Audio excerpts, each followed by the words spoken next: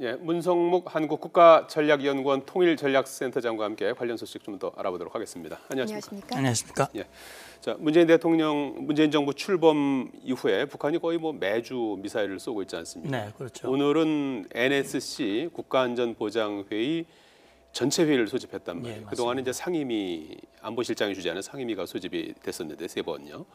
그만큼 우리가 지금 이 상황을 엄중하게 보고 있다 이렇게 봐도 되는 겁니까? 예, 방금 보도에도 나왔습니다만 문재인 정부가 출범한 이후에 오늘까지 포함하면 5번째 미사일 도발이라고 볼 수 있거든요.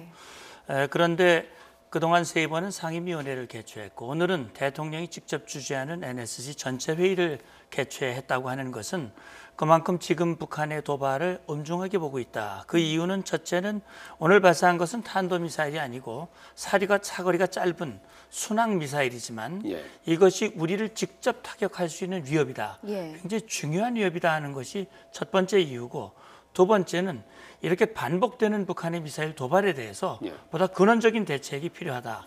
대통령이 직접 나서서 그걸 챙겨보겠다.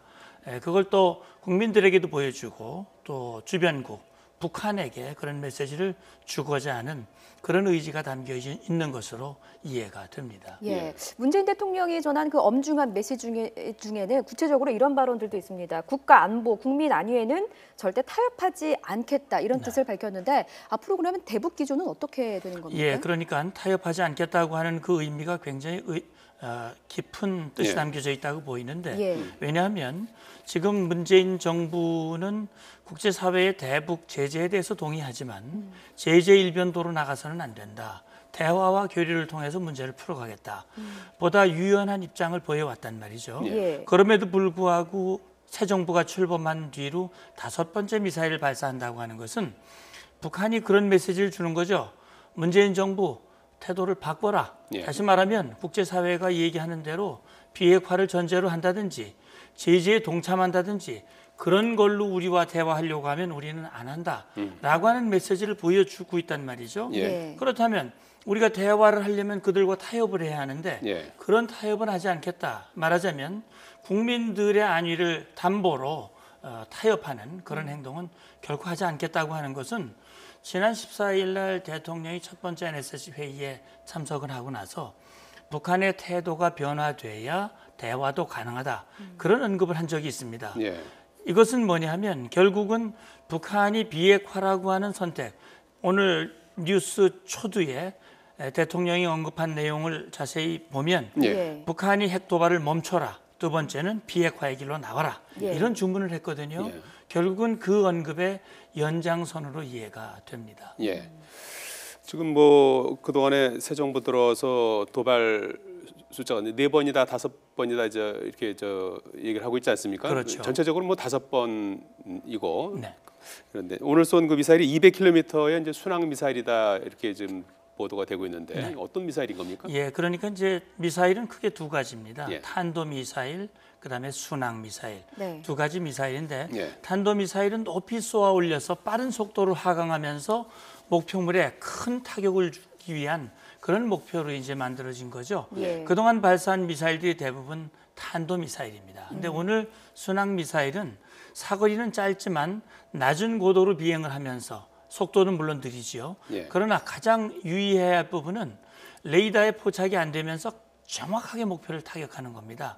이를테면 중간에 선회 비용, 다시 말 유도 비행을 하면서 이 엄폐물 뒤쪽에 있는 목표까지도 정확하게 타격할 수 있다고 하는 점, 그게 이제 유의해야 할 점이고 앞서도 나왔습니다만은 결국 지금 북한의 도발 억제를 위해서 미국의 항공모함들이 동해에서 훈련을 하고 있고요. 또 우리 이지스함이 북한 해역 가까이에서 북한의 도발을 계속 탐지하고 대응을 하고 있는데 사거리 200km의 정확한 미사일을 갑자기 우리에게 발사를 한다면 그건 대단한 위협이 될 수 있는 거거든요. 그래서 지금 이번 순항 미사일을 우리가 주목하고 있는 것이지요. 지금 정밀도가 높다는 점을 지적을 해주셨는데 그렇다면 순항 미사일의 단점은 어떤 게 있습니까? 순항 미사일의 단점은 결국은 속도가 늦다는 겁니다. 다시 말하면 마하 1.0 미만이거든요. 그러니까 속도가 느리기 때문에 이 말하자면 대응하기가 이 요격을 용이하다. 하는데 이제 용이하고요. 그리고 이제 결국은 원거리를 날아가는 데는 좀 제한이 되지요. 예. 이를테면 ICBM 같은 경우 수천 킬로미터를 날아가는데 ICBM은 그렇게 날려보내기는 너무나 시간이 많이 걸리는 겁니다. 예. 그렇기 때문에 대략 이 순항 미사일은 좀 짧은 거리에 예. 정확한 목표를 타격하기 위해서 쓰는데 미국이 많이 쓰는 그 순항 미사일 중에 토마호크라고 하는 미사일이 있는데 예. 중동전에서 그걸 가지고 이라크에 아주 정확한 목표를 타격했던 그런 미사일이 바로 순항 미사일인데 어허.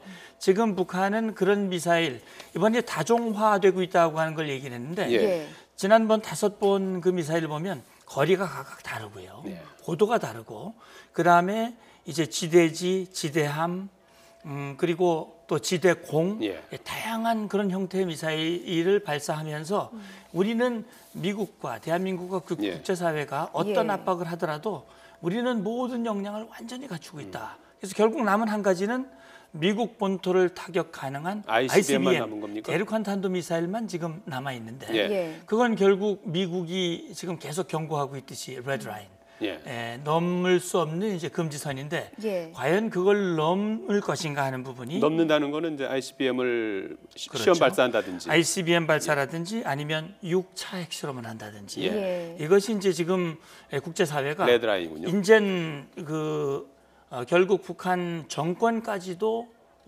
고려한 예. 또는 군사적 타격까지도 고려한 예. 그런 조치가 나올 수도 있기 때문에 북한으로서도 상당히 유의하면서 지금 도발의 수위를 조절하고 있는 것이 아닌가 이렇게 예. 보여지기도 합니다. 뭐 앞서 말씀하신 대로 이제 뭐 새 정부 들어서 매주 북한이 미사일 도발을 하고 있는데 앞으로 남북 관계는 좀 어떤 영향을 줄 거라고 보십니까? 결국은 지금 정부가 남북 관계를 좀 발전시키고자 하는 강한 의지를 가지고 있고 예. 예.